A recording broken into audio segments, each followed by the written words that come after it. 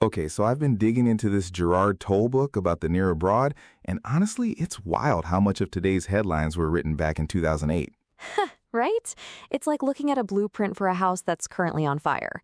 That 2008 Bucharest summit was basically the moment everything shifted. Exactly.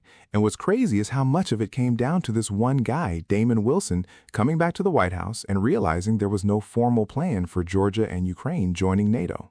Yeah, Wilson was super passionate about NATO enlargement, but even he was surprised that just months before the summit, Bush hadn't made a final call on whether to offer them a path to membership. Wait, so Bush just decided this in February, right before the summit? That seems so last minute for something so massive. It totally was. Bush's instincts were basically no more Munichs, no more Yaltas. He wanted to push the frontier of democracy as far east as possible. And he had people like Condoleezza Rice and Robert Gates being skeptical, while Victoria Nuland was all in. It was a total internal battle. Totally. But Bush wins out, the U.S. goes to Bucharest, and then they hit a brick wall named Angela Merkel. She was not having it. And then you have Putin invited to the last day of the summit as a gesture of goodwill. I mean, talk about awkward timing. Beyond awkward. The Russians had already called membership for Georgia and Ukraine a red line, but then the summit drops this bomb of a declaration. These countries will become members of NATO. I mean, that's not exactly subtle. It's basically a manifest destiny for the Cold War alliance. It was radical. The author points out that the U.S. was basically becoming the security guarantor for states thousands of miles away in Russia's vital interest zone. Which leads to that crazy quote that U.S. troops could find themselves defending the birthplace of Stalin against Russian troops. That's just surreal. It really highlights the geostrategy overreach of that era. But Toal argues this wasn't just Bush being impulsive. It was rooted in this deep cause in the Caucasus. Yeah, let's talk about that. Why did Georgia, of all places, become such a cause for the U.S.? It's all about U.S. geopolitical culture. We have this constant tension between normative visions, how the world ought to be, and the pragmatic reality of power. Right, the whole Empire of Liberty thing. We see ourselves as the embodiment of universal ideals, so if a captive nation wants out of the Russian sphere, we feel a moral duty to help. Exactly. It's this rescue fantasy. We've been doing it since the 50s with Captive Nations Week, which, believe it or not, still exists. No way. I thought that was a Cold War relic. Nope, still on the books. And that mindset fed right into the Clinton-era doctrine of enlargement, the idea that spreading democracy automatically makes us safer. But it's also personal, right? Like John McCain meets this young student, Mikhail Saakashvili, at an event in 1995, and suddenly they're best friends. McCain was an incurable romantic. He saw Saakashvili as a fellow rebel, like a real-life Luke Skywalker fighting the Empire. He actually compared himself to Luke Skywalker? That's amazing! He did, and that personal bond helped Georgia craft this perfect marketing pitch to the West. Toal breaks it down into three main storylines. The first one being Georgia as the plucky David fighting their Russian Goliath, right? Exactly, the victim narrative. And it worked because it fit the captive nation script we already had in our heads. Then there's the geostrategy angle, the new Silk Road. They basically pitched Georgia as this essential energy bridge for Caspian oil. Right, which led to the Baku-Tbilisi-Ceyhan pipeline. Suddenly, Georgia isn't just a small country, it's a strategic asset we have to protect. And the third story is the most interesting. Georgia as a primordially European country just returning to its roots. Yeah, it totally bypasses the messy reality of the last 2 centuries of Russian and Soviet influence. It's a very clean, very appealing story for Western patrons. But was it actually true? I mean, Shevardnadze was a former Soviet foreign minister. He was a silver fox who knew exactly what to tell the West. Oh, he was a master at it. He got so much U.S. aid that Georgia became the 3rd largest recipient per capita by 2001. Yet, behind the scenes, it was a mess. One academic even called it a Potemkin democracy because all the aid was being stolen while the reform was just for show. Exactly. The media was free, but the core ministries were still corrupt and full of espionage. It was this weird mix of genuine aspiration and total dysfunction. It's just wild how those personal relationships and those 3 storylines basically boxed the U.S. into this commitment that we're still dealing with today. It really shows that geography might be a reality, but the way we talk about geography is what actually drives the tanks. Okay, so I was looking into this story from right after 9/11, and I came across this name, Otar Joseph Shalikashvili. This guy was a retired U.S. colonel, right? Oh yeah, Otar. His family history is absolutely wild. His father actually fought against the Soviets in World War II, and his brother, John, was the first foreign-born chairman of the Joint Chiefs of Staff. Talk about a military dynasty. Right, and Oktay gets deputized by Rumsfeld in 2001 and goes to meet the Turkish general staff. He basically tells them, and I quote, "This is our neighborhood now." I mean, can you imagine the look on their faces? Oh, they were stunned. Turkey had been pouring money into Georgia, refurbishing military bases like Vaziani. Then the U.S. just shows up and says, "Move aside, we're taking over the Caucasus." It's such a power move. But it wasn't just talk, right? The U.S. actually started putting boots on the ground for the first time. Exactly. They started the GTAP program, the Train and Equip Mission. They were sending special forces and Marines to help Georgia deal with the Pankisi Gorge, which was this wall-less area where Chechen rebels were hiding out. Wait, didn't Putin actually sign off on that at first? That sounds like a major shift. He did. In 2002, Putin basically gave them the green light, saying Russia was glad to see counterterrorism in the gorge. But it didn't last.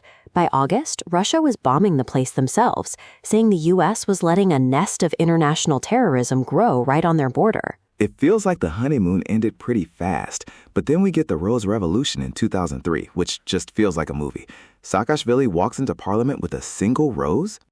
Literally. He interrupted the old president, Shevardnadze, took his place at the podium, and even finished his cup of tea. It was this perfect TV moment that the U.S. absolutely loved. And the U.S. didn't just love the image, they bankrolled it. I read that the U.S. government and the Soros Foundation were literally paying the salaries of Georgian state officials so they wouldn't take bribes. They were all in. Saakashvili was their beacon of liberty. He was young, spoke perfect English, and quoted George W. Bush's speeches back to him.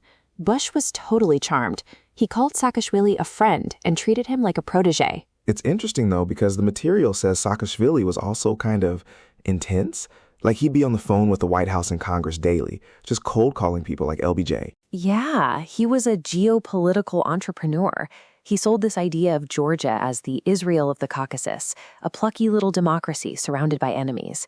He even built this massive strategic relationship with Israel, buying their drones and hiring their private contractors to train his troops. Wait, Israel of the Caucasus has a specific brand. Totally. He even had 2 high-level advisors who were ethnic Jews from Georgia and fluent in Hebrew. It helped him win a lot of friends on Capitol Hill, especially with guys like Joe Biden and John McCain. And McCain actually tried to visit the border during the GTEP days, right? He really leaned into that blood bond idea after Georgia sent thousands of troops to Iraq. Yeah, Georgia became the 3rd largest troop contributor in Iraq. They were desperate to show they were part of the team, hoping it would fast-track them into NATO. But behind the scenes, wasn't Saakashvili acting a bit like, well, not a perfect Democrat? I saw something about him shouting to jail at his prosecutor over the phone. Yeah, there was a real post-revolutionary syndrome. He fired 80,000 state employees overnight. He was using the courts to shake down businessmen. U.S. diplomats were calling it government by adrenaline. So while he's the beacon of liberty on the world stage, things are getting pretty messy at home. Did the Bush administration notice? They did, but they were so desperate for a win. Iraq and Afghanistan were falling apart, so they needed Georgia to be the success story of the freedom agenda. Bush even visited Tbilisi in 2005 and gave this massive speech in Freedom Square. But he did warn Saakashvili privately, right? Like, don't go start a war with Russia because we're not coming to save you. Exactly. But Saakashvili might have been hearing what he wanted to hear, especially with lobbyists in D.C. like Randy Schuneman telling him he was one of us. It created this huge gap between the public praise and the private warnings. Then everything comes to a head at the 2008 Bucharest summit. That sounds like where the wheels really started to come off. It was a mess. The U.S. wanted to give Georgia a formal path to join NATO, but the Europeans were terrified of provoking Russia, so they came up with this weird compromise.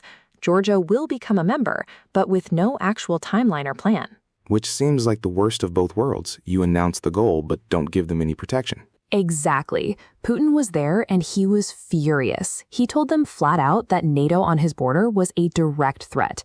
He basically said, promises don't matter. National security does. And Saakashvili's reaction? He must have been devastated.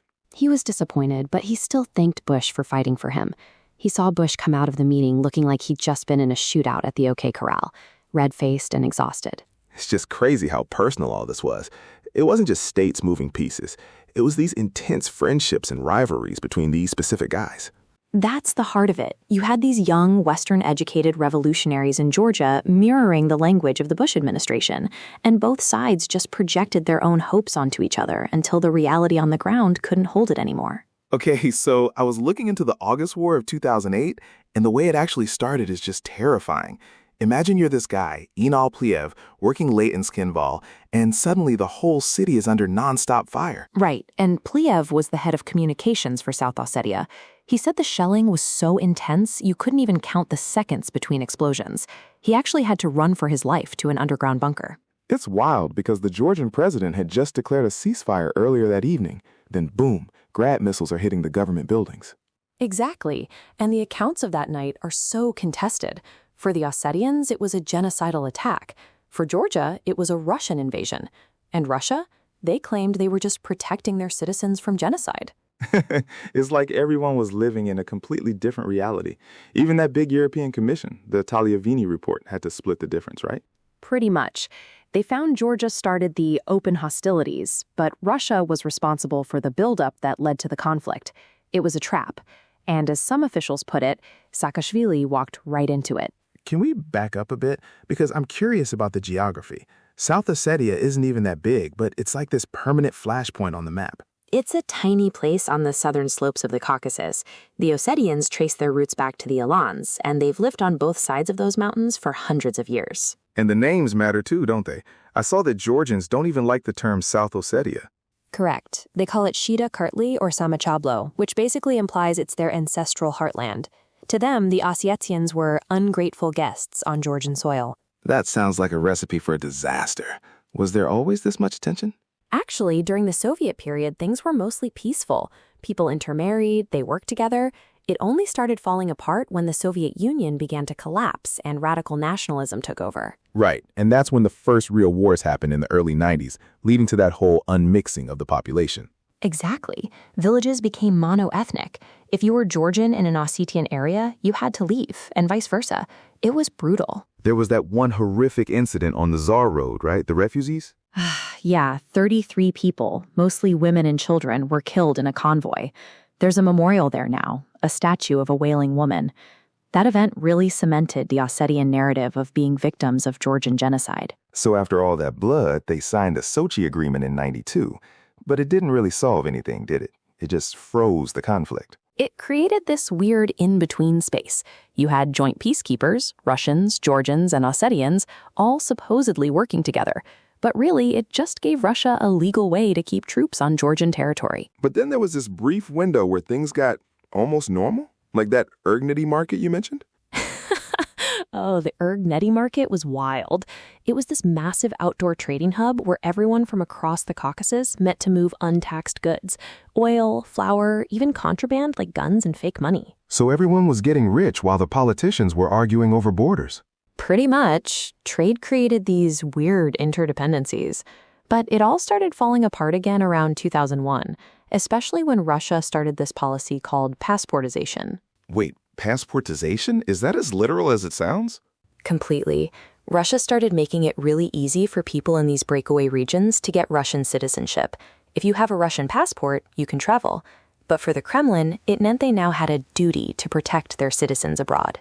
So they were basically engineering a reason to intervene militarily. Precisely. It's what the material calls biopolitics, managing populations to gain geopolitical leverage. And then Saakashvili comes along in Georgia wanting his lost territories back. Right. He was determined to recover territorial integrity, but that drive hit a reassertionist Russia head-on. The 2008 war was basically the violent climax of those two opposing forces crashing into each other. Okay, so I was looking into this whole getting Georgia back era, and man, Mikhail Saakashvili is such a complicated character. Like, he comes in after the Rose Revolution, and he's got this almost messianic vibe, right? Totally. The author calls him Janus-faced, which is perfect. On one hand, he's this Western-educated, English-speaking reformer talking about civil rights, but on the other, he's basically the heir to this really intense spiritual nationalism from the 90s. Right, like he's trying to be two people at once. He's at the Gelati Monastery taking a spiritual oath one day, then doing an official state inauguration for the international crowd the next. Exactly. And he didn't just want to reform the government, he wanted to get Georgia back, meaning South Ossetia and Abkhazia. He called them geopolitical black holes. Wait, black holes? That's a pretty strong way to describe your own territory. Well, he saw them as lawless hubs for smuggling and corruption. His whole thing was that no democracy could survive with those holes on its map. But his approach was, let's say, aggressive. Aggressive is an understatement. I saw the stats on their military spending. It went from $93 million to over $1 billion in just 4 years? Yeah, by 2007, Georgia had the second highest military spending in the world relative to their GDP. Only Oman was higher. They were even outspending Israel. That is insane.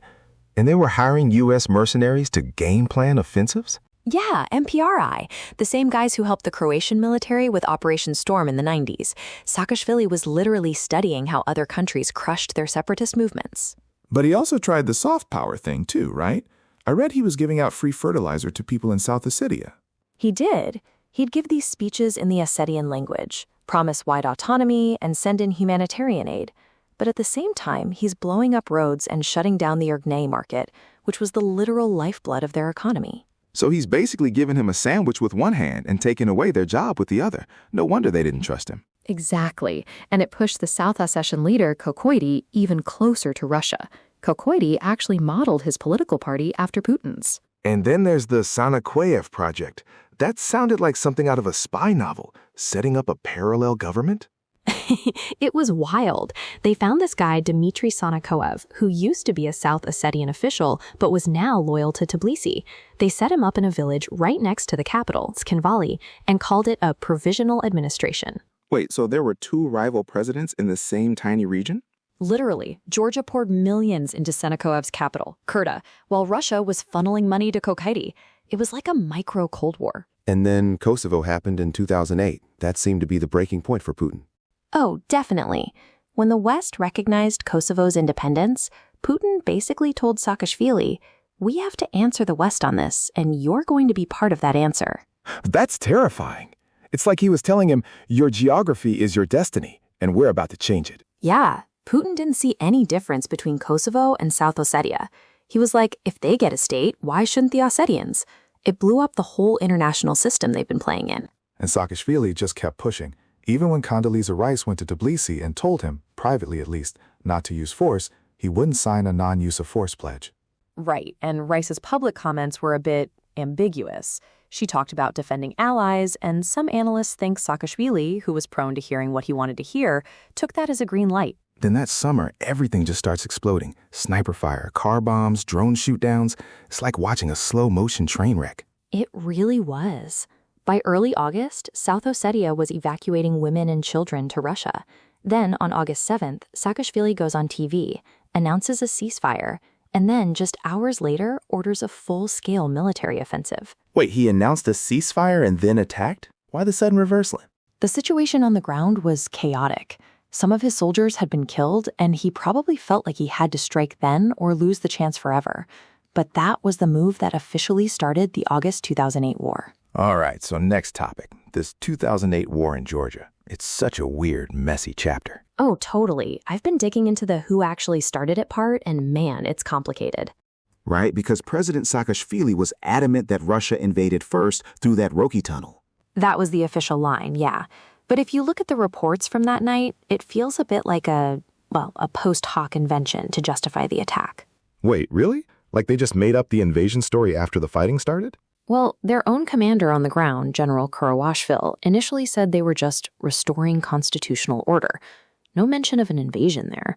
Restoring constitutional order? That sounds like such a politician's way of saying we're launching an offensive. Exactly. And then they kept moving the clock back. First, the Russian invasion started at 5:30 a.m., then suddenly it was 11:30 p.m. the night before. Just to make sure it happened right before their own assault? It's a bit sketchy. It really is. Even the big EU investigation, the Tagliavini report, said there wasn't enough evidence to support the claim of a large-scale Russian move before the 8th. So if they weren't being invaded yet, why did they go for it? Was it just pure hubris? Definitely a lot of hubris. They'd been spending huge on the military, had Israeli and U.S. training, and Saakashvili was obsessed with this David and Goliath hero myth. I saw that. He even asked his advisors if they were going to end up as Israelis or Palestinians. Right? It shows he saw this as some epic existential battle, not just a tactical operation. But did he really think the U.S. was going to jump in and save them? Like, did Bush give him a green light? No, and that's the wild part. Bush actually told him twice that the U.S. would not fight Russia for him. So it was more of an insufficiently red light situation. Exactly. Saakashvili felt that because his troops were fighting alongside Americans in Iraq and Afghanistan, there was this implicit debt of honor. We fought your wars, now come fight ours. Precisely. Now, have you heard about the scene with Bush and Putin at the Beijing Olympics? Wait, they were literally in the same row at the opening ceremony while this was starting? Yes. Bush tells Putin that Saakashvili is hot-blooded, and Putin, who is clearly furious, goes, "I'm hot-blooded too." No way. And how did Bush react to that? Bush just looks at him and says, "No, Vladimir, you're cold-blooded." Damn, that is such a movie lie. Right? But while they're staring each other down, Skin Volley is being hit by Georgian Grad rockets. It was a mess. How did the actual fighting go for the Georgians? Did the plan work at all? Not really. They tried to capture the Gufta Bridge to block the Russian reinforcements coming through the tunnel.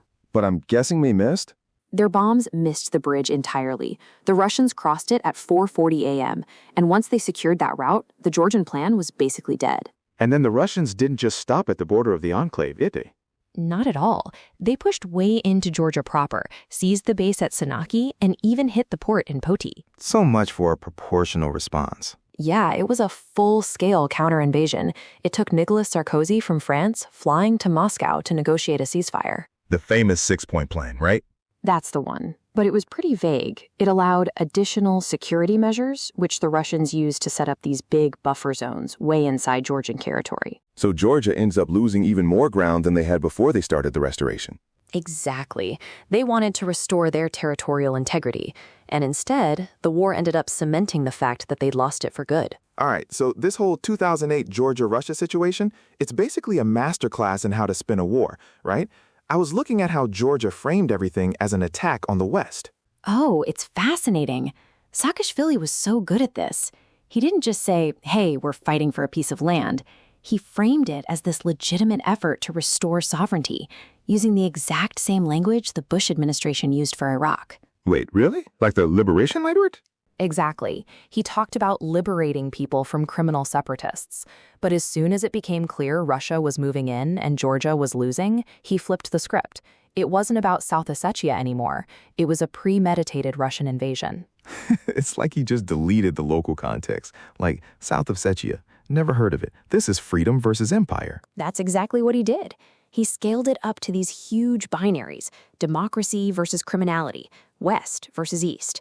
And he was perfect for it because he spoke this fluent, accentless English.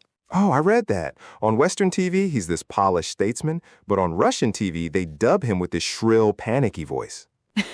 The contrast is wild, right? He was hitting all the emotional buttons. Anger at Russia, love for freedom-loving Georgia. He even started comparing it to 1968 in Czechoslovakia and 1979 in Afghanistan. Man, he was really leaning into those Cold War vibes. But then he turned around and yelled at the West for not doing enough? That's a bold move. It totally backfired sometimes because he was so unmodulated, but his team was all in. I mean, one official actually said every bomb falling was an attack on the European Union and America. That's a bit of a stretch, but I guess when your country's in peril, you go big. He even used the domino theory. If Russia isn't stopped here, their tanks will be in every European capital. It's classic geopolitical fear-mongering. And he was quoting John McCain, right? We are all Georgians now? Yeah, he loved that. He kept saying, Georgia is a modern, normal country, not some faraway place you don't know. He even claimed he was reading books about how Finland fought the Soviets in 1939 to prepare. So what was Russia's side of this? They couldn't have just sat there while he called them the neighborhood bully. Russia's storyline was the polar opposite. They framed it as a rescue mission. While Medvedev was supposedly on a sailboat, Saakashvili attacked, and Russia claimed they had to intervene to stop a genocide. Genocide? That's a heavy word to throw around. They leaned into it hard. Putin flew to the border and started hearing these horrific stories. People being burned alive, babies being stabbed. He called it totally mad and genocide right there on camera. Wait, was that actually happening or was that just the narrative? These stories were staples of Russian media, and they used them to justify their responsibility to protect, which is ironic because they usually hate that doctrine when the West uses it. Right, like with Kosovo. They basically use the West's own logic against them, saying, if you can recognize Kosovo, we can recognize Abkhazia and South Ossetia. Exactly. They called it a causa sui generis, a special case, just like the U.S. did for Kosovo. It was a total gotcha moment in international law. But there was some drama on the Russian side too, right? Like, was Medvedev not fast enough for Putin? Oh, the Lost Day controversy. There was this whole video later claiming Medvedev was too scared to give the order, and that Ossetians died because he waited to talk to Putin. It was basically a giant PR boost for Putin as the man of action, compared to the legalistic Medvedev. And they even brought in a world-famous conductor to play in the ruins of a building? That's some high-level propaganda. Valery Gergiev, he conducted Shostakovich's 7th Symphony, the one about the siege of Leningrad, right in front of a bombed-out parliament building. It was a massive symbolic move to link this war to the Great Patriotic War. Wow, so both sides were just drenched in historical analogies. Saakashvili is reading about Finland in '39, and Russia is playing Shostakovich in the ruins. It's all about the geopolitical imagination. Russia even framed it as a way to stop NATO expansion. Medvedev literally said later that if they hadn't acted, NATO would have artificially dragged Georgia in. So the whole thing was less about the specific border and more about who gets to write the rules of the world order. Pretty much. Medvedev even outlined these 5 principles afterwards, basically saying the U.S. shouldn't make all the decisions anymore and that Russia has privileged interests in its neighborhood. Privileged interests. That sounds like a polite way of saying this is our backyard, stay out. Exactly. And it's wild how much of this rhetoric from both sides laid the groundwork for everything we've seen since. Okay, so I was looking into the 2008 Russia-Georgia conflict, and the U.S. response was honestly kind of a mess behind the scenes. Oh, it definitely was. I mean, the war starts and all the heavy hitters in the U.S. government are literally on vacation. Condoleezza Rice was at a cabin in West Virginia. Right? And meanwhile, you've got these junior staffers at the Pentagon getting the first real-time updates through text messages from people on the ground in Georgia. It's wild. And while the actual fighting is breaking out, President Bush is in Beijing for the Olympics. There's that famous image of him joking around with the beach volleyball team while skin volley is being hammered. Wait, I remember that. Conservatives back home were absolutely furious. They thought he looked like he didn't care. Totally. But the administration was trying to walk this narrow line. Even though Georgia actually started the offensive, the U.S. quickly pivoted to a narrative of Russian aggression and Georgian victimhood. So they basically framed it as Russia being the big bully, even if Saakashvili kicked the beehive first. Exactly. John Negroponte at the UN started calling the Russian response disproportionate. That word disproportionate was key because it allowed the U.S. to ignore how the war started and focus on Russia's massive counterattack. But behind closed doors, it sounds like things were getting pretty heated. Wasn't there talk about actual military intervention? Oh, big time. When Bush got back to D.C., Rice described the meetings as having a lot of chest beating. They actually debated bombing the Roki Tunnel or sending in ground troops. No way! They were actually considering direct combat with Russia? They discussed it, but even Dick Cheney, who was usually the most hawkish guy in the room, admitted that U.S. force would be a mistake. So they settled on a humanitarian mission instead. Is that where the Tbilisi airlift comes in? I read that the Wall Street Journal basically shamed him into it. Basically. The Journal compared Georgia to West Berlin during the Cold War. So Bush ordered military cargo planes and a warship to deliver aid, which was really a signal to Russia. Don't march on the Capitol. It's interesting how the 2008 election played into this, too. McCain was all over it, right? McCain was ready. He had Saakashvili on speed dial. He's the one who famously said, "Today we are all Georgians." It put Obama in a tough spot because his initial reaction was to call for restraint from both sides. Right, and McCain's team jumped on that, calling him a weak or in sync with Moscow. Exactly. Obama eventually had to pivot and start using the word invasion to keep up. He even picked Joe Biden as his VP, partly because Biden had just come back from Georgia and had those foreign policy credentials. And then the financial crisis hit in September, and everyone kind of forgot about Georgia for a bit, didn't they? Pretty much. But the U.S. still quietly pushed through a $1 billion aid package for Georgia. It helped keep Saakashvili in power for a few more years, even though the war had basically wrecked their military. But man, the human cost was still pretty grim. Hundreds dead on both sides and thousands of Georgians displaced. Yeah, and the borderization that followed is still happening. Russia putting up razor wire and fences, essentially carving out South Ossetia for good. And now the ICC is looking into war crimes from that period, including the forcible transfer of ethnic Georgians. It's a heavy legacy. The author of the text calls these rescue fantasies, Russia rescuing Ossetians from genocide and the U.S. rescuing Georgia from aggression.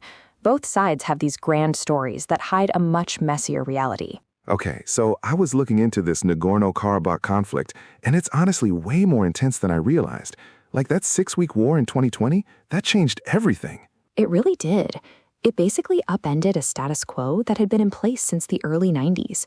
Azerbaijan managed to retake a huge portion of the territory they'd lost decades ago. Wait, back up. How did this even start? I mean, I know it's a border thing, but is it just about land? Well, it's deep, you know? You've got distinct ethnic and religious identities, mostly Muslim Azerbaijanis and mostly Christian Armenians. But the modern mess really kicked off when the Soviet Union started collapsing in the late 80s. Right, because both countries were part of the USSR. So when that fell apart, everyone just started fighting over the lines on the map? Basically, Nagorno-Karabakh was actually an autonomous region inside Soviet Azerbaijan, but it had a majority Armenian population. They wanted to switch over to Armenia, and, well, things got violent fast. I read that more than 1 million people were displaced back in the 90s. That's insane for such a small area. It's a massive human cost.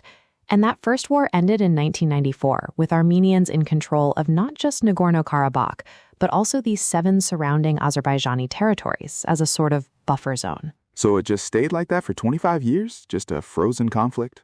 More like simmering. There were always skirmishes. But in 2020, Azerbaijan launched this huge offensive. They had a major qualitative edge this time around. Oh, I saw something about the drones. Like high-tech stuff from Turkey and Israel? Exactly. The drones were a total game changer. Armenia was still relying on older Soviet-era air defenses, and they just couldn't handle the new tech. Azerbaijan just systematically took out their tanks and positions. That sounds terrifying. So Azerbaijan just rolled through? Not exactly rolled, it was still brutal. But by November, they captured Shusha. That's this strategically vital mountain town that overlooks the main city, Stepanakert. Once Shusha fell, Armenia was in a really tough spot. And that's when Russia stepped in to broker the peace deal, right? Yeah, Russia mediated a ceasefire. They actually sent about 2,000 peacekeepers into the zone to make sure things didn't flare up again. Wait, so Russia is the peacekeeper now? That seems complicated, given they have a defense treaty with Armenia. It's incredibly complicated. Russia has a base in Armenia, but they also maintain good relations with Azerbaijan. It's this wild balancing act. And then you've got Turkey backing Azerbaijan, right? I heard they were pretty vocal about it. Oh, Turkey was all in. Erdogan basically said Azerbaijan had to take matters into its own hands. There were even allegations of Syrian mercenaries being brought in to help the Azerbaijani side. No way. Syrian mercenaries? That sounds like a powder keg for the whole region. It really is. It's not just a local fight. It's a regional power shift involving Russia, Turkey, and potentially even Iran. What about the U.S.? Are we just watching from the sidelines? The U.S. has been part of the Minsk group with France and Russia for years, trying to find a permanent solution. But after the 2020 war, that whole framework kind of got upended. I was reading about something called Section 907, something about military aid to Azerbaijan. Right. Section 907 of the Freedom Support Act. It technically prohibits most aid to Azerbaijan unless the president issues a waiver every year. It's been a big point of debate in Congress. So Congress is actually pretty involved in this. Very much so. They've been pushing for things like demining assistance. The area is still littered with unexploded ordnance, which makes it impossible for people to move back. Demining, man, that's a long-term problem. I mean, even if the shooting stops today, people can't go home if their yard is a minefield. Exactly. Azerbaijan is looking to resettle hundreds of thousands of people who were displaced in the 90s, but the infrastructure is it's gone. It's going to take years. And the Armenians who were living there? I saw thousands of them fled during the 2020 war. Yeah, about 90,000 fled. Some have returned, but they're living with a huge sense of insecurity now. They're basically relying on those Russian peacekeepers for protection. It sounds like the peace is really fragile, like the political status of the region still isn't actually resolved, right? You hit the nail on the head. The war changed the map, but it didn't solve the core dispute. Everyone's just waiting to see what happens when the Russian mandate for those peacekeepers runs out. All right, so let's talk about that November 2020 agreement. I mean, it basically reshaped the entire map of the Nagorno-Karabakh conflict overnight. It really did. You're looking at a joint statement between Azerbaijan, Armenia, and Russia that, at least on paper, brought the fighting to a halt after years of escalation. Right, but it wasn't just a simple stop shooting order. This thing has some serious teeth, didn't it? Like major territorial shifts? Exactly. Azerbaijan secured massive gains. They didn't just keep what they took during the war.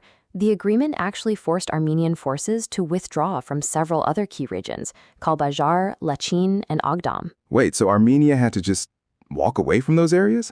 That must have been a logistical nightmare for the people living there. Oh, it was devastating. We're talking tens of thousands of ethnic Armenians leaving homes they'd been in since the 90s. There were even reports of people burning down their own houses so they wouldn't fall under Azerbaijani control.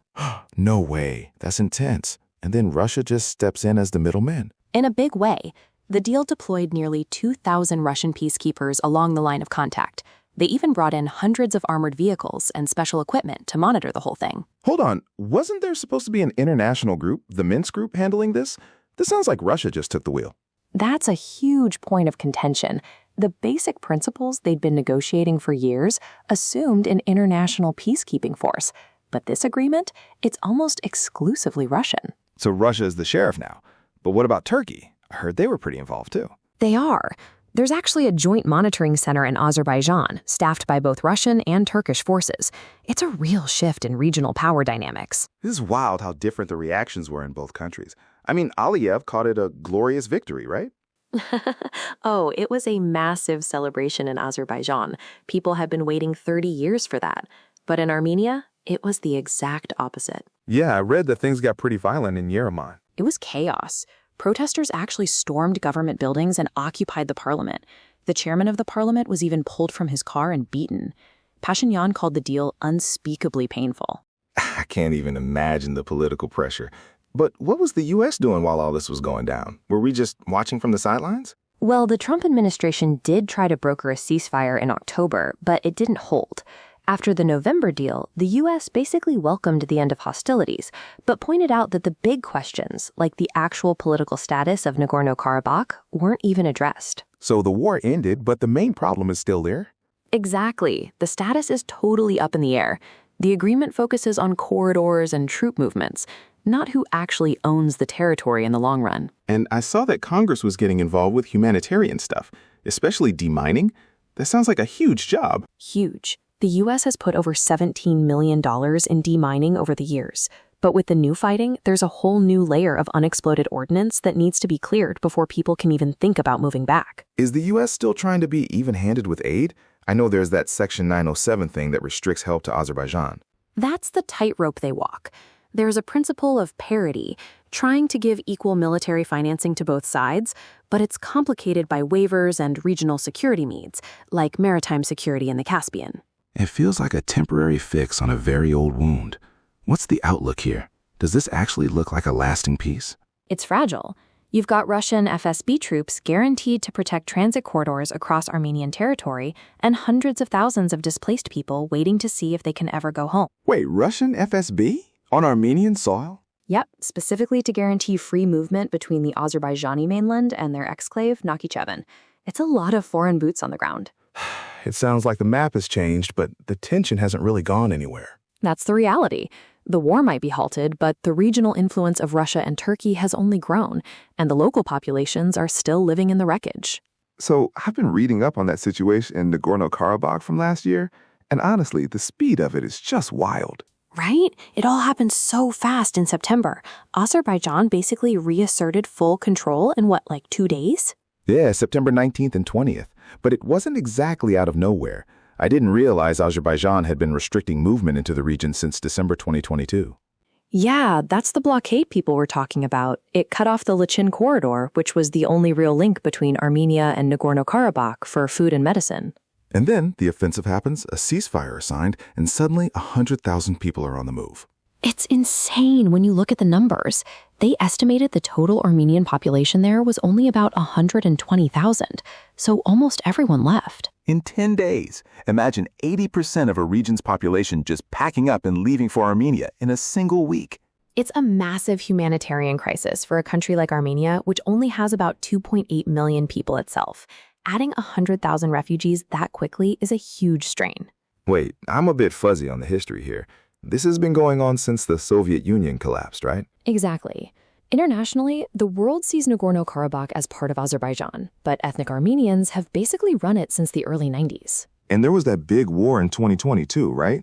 Where Azerbaijan took back a lot of the surrounding territory? Yeah, that was a 6-week war. Azerbaijan regained a lot of ground then, which set the stage for this final push in 2023. It's like this 30-year tug-of-war that finally just snapped. Totally. And now Armenia's left trying to figure out how to house and feed everyone. The Prime Minister, Pashinyan, said they allocated like $100 million for aid. Is that enough? I saw something about the US and EU sending money too. They are. USAID put up about $11.5 million, and the EU added around $27 million in total assistance. Every bit helps, but the long-term cost of rent and jobs for 100,000 people is huge. Did anyone stay behind, or is it a ghost town now?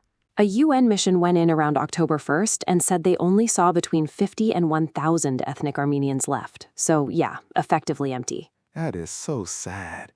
Azerbaijan says they'll protect the rights of anyone who stays, though.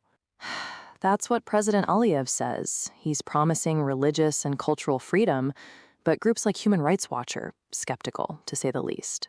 I mean, after a blockade and an offensive, trust has to be at absolute zero. Precisely. And the geopolitics of this are shifting, too. Did you see the part about Russia? Yeah, I thought Russia was supposed to be Armenia's big security partner. They had peacekeepers right there. They did, but they basically stood by. Armenians are furious. They feel like Russia totally abandoned them while getting closer to Azerbaijan. So now Armenia is looking west, towards the EU and the US. It looks that way. They're trying to reorient, but Russia still has a lot of economic leverage over them. It's a really delicate balancing act. What about a real peace treaty? Is that even on the table? They're talking about it. The EU is mediating. They need to figure out border markers and, crucially, these transport linkages. Oh, like that corridor to Nakhchivan. Airspace. Exactly. Azerbaijan wants a route through southern Armenia to reach its other territory, but Armenians are worried Azerbaijan might just try to seize that land by force. Man, it's like as soon as one fire gets put out, another one starts smoldering. But if they can actually do it peacefully, it could open up this massive transit corridor from China all the way to Europe. It would be a game changer for the whole region's economy. That's a big if, though, given the last 30 years. Huge if. Meanwhile, the U.S. Congress is getting involved. There's talk of sanctions on Azerbaijani officials and more aid for the displaced people. It feels like the international community is finally waking up to how much the map has changed there. It really has. The Nagorno-Karabakh we knew for 3 decades basically ceased to exist in a matter of days. So I was just reading about the Velvet Revolution in Armenia back in 2018. It's wild how fast things move there. Yeah, it really was. I mean, you have Nikoli Pashinyan coming to power in May, and then by December, his coalition just completely sweeps the snap elections. Wait, didn't they unseat a party that had been in power for like 20 years? Exactly. The Republican Party of Armenia, or the RPA, they've been the dominant force forever, and suddenly they couldn't even get enough votes to enter parliament. That's insane. How do you go from total control to not even meeting the 5% threshold? Well, it all started with Serge Sargsyan. He'd been president for a decade and tried to pull this maneuver to stay in power by becoming prime minister. Oh, right, because they had changed the constitution so the prime minister held all the real power, right? Exactly. He was only prime minister for 1 week before the mass protests got too big for him to ignore. He had to resign. And that's when Pashinyan steps in? I read he was a journalist before all this. Yeah, a journalist and an opposition leader. He actually spent 2 years in jail earlier in his career for organizing mass disorder during protests in 2008. Wow, talk about a full circle moment. So he goes from a jail cell to winning 70% of the vote? Pretty much. It's even crazier when you realize his alliance only got 9% of the vote in the previous election in 2017. That is a massive jump. But okay, so he gets in, everyone's excited. But Armenia is in a tough spot geographically, right? Landlocked between Turkey and Azerbaijan? Right, and they are super dependent on Russia for security and trade. About 27% of their total trade is with Russia. So did this revolution mean they were turning their backs on Russia to join the West, like what happened in Ukraine? Actually, Pashinyan was very careful about that. He insisted that you can have democracy and good governance without ditching the security alliance with Russia. That's a delicate balancing act. Did Russia bite? Initially, Russia was surprisingly chill about it, but things got a bit tense when Pashinyan's government started arresting former officials for corruption. Like who? Well, they arrested ex-President Robert Kocharyan. He was charged with overthrowing the constitutional order because of how his administration handled those 2008 protests. Wait, the same protests Pashinyan was jailed for? The very same. It's a complete reversal of power. 26%? That's over a quarter of the population. Yeah, and unemployment was at 18%. That's why so many Armenians move abroad for work, especially to Russia.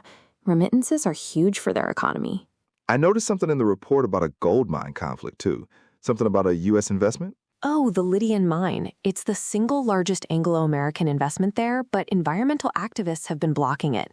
It's a huge headache for the new government. I bet. They want the investment, but they also rode in on a wave of power to the people.